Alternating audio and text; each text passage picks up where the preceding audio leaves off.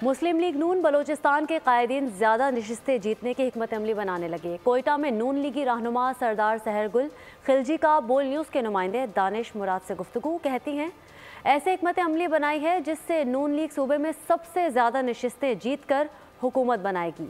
मज़ीद तफसीलात जानते हैं नुमाइंदा बोल न्यूज़ दानिश मुराद से।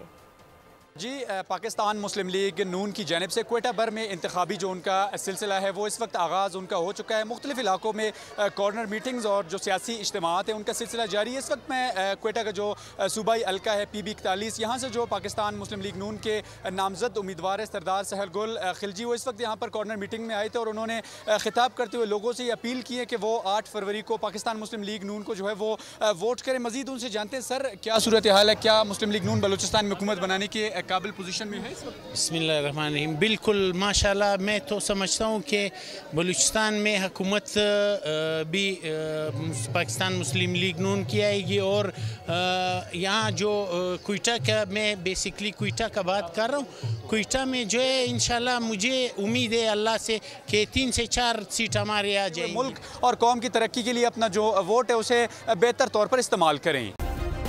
सब्सक्राइब करें और बेल दबाएं ताकि कोई खबर रह न जाए।